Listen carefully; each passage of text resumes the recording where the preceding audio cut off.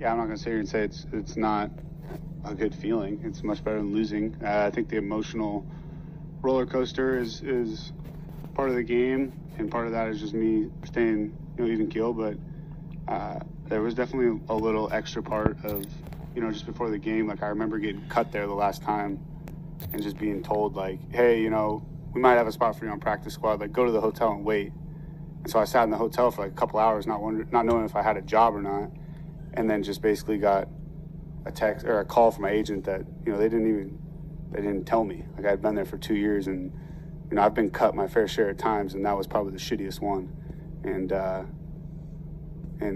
there was a little bit more this week. I know I denied it, and there's some great people over there. It's completely different coaching staff and everything. And I want to emphasize, like, there are some incredible people over there, but that one felt good. I think right after we made the field goal to win the game, I screamed at a camera and said they never should have cut me. Did you know earlier in the week that when you said to us that you were... Yeah, I mean, you can't say that the whole week and then go lose. You just wait until you win, and then don't look like an idiot. I feel like I need a beer.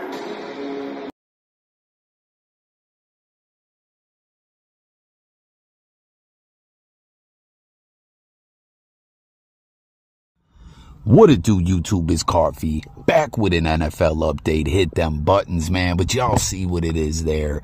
Jake Browning. What a turn of events for this guy. Battling for roster spots. Getting cut by the Vikings. Am I going to get on the practice squad? What do I do?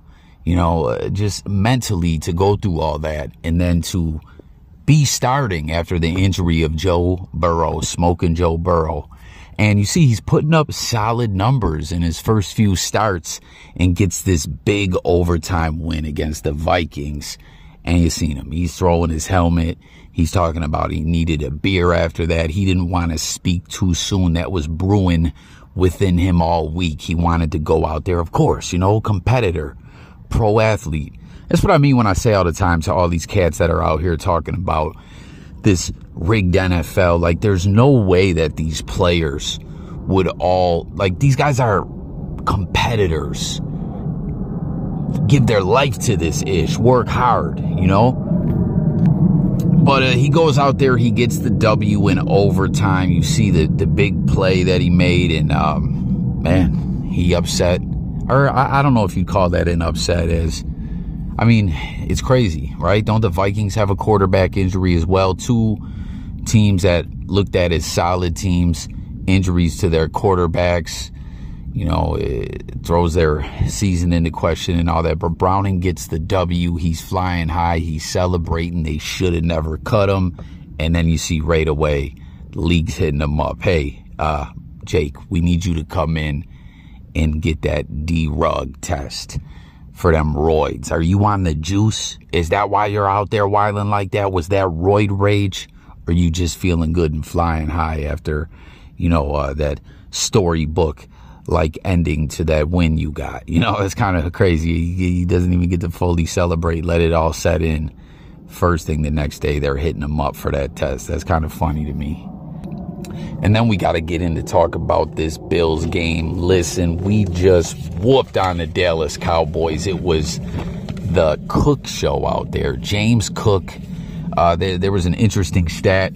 First Buffalo Bill, I believe, with over 200 all-purpose yards, a touchdown and a rushing touchdown and a receiving touchdown in the same game since like Thurman Thomas. That's a pretty big feet right there. But man, listen, this game wasn't even close.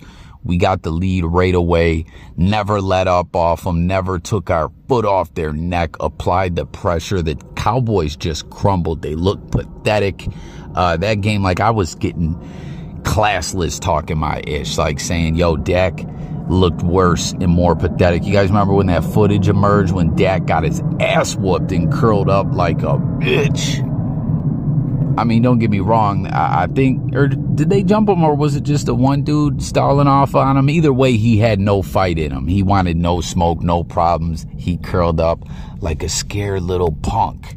And that's what he looked like out there today. Just totally demoralized, how about this defense? Even with all these injuries continuing to thrive all season long. I love it, man. This momentum that the Bills are picking up is huge. We beat the Chiefs. We went toe-to-toe with the Eagles. Should have won that damn game.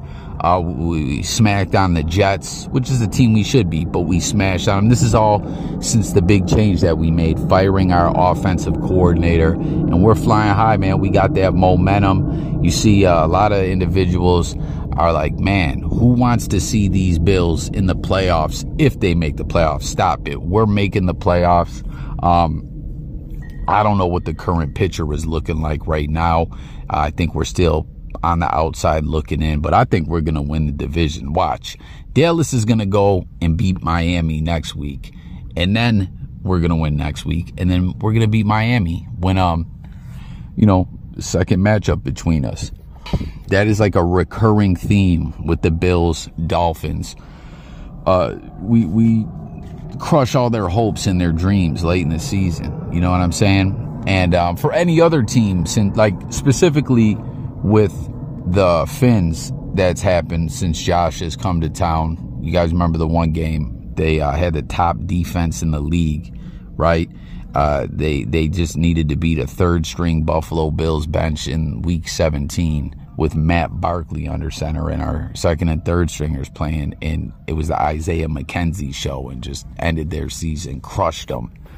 And that's what's going to happen when we walk away with this divisional crown. But, listen, there's no mistaking what you're seeing out there. Like I said, the way the Bills have turned this around since the change. But to go out there and beat a team like the Cowboys and not just beat them, dominate them, decimate them, destroy them, run the ball down their throat all fucking game long. It is what it is. This is Bills Mafia, baby. Y'all don't want that smoke. Jay Millie, what's good, broski? You see some cats are saying it's the Bills.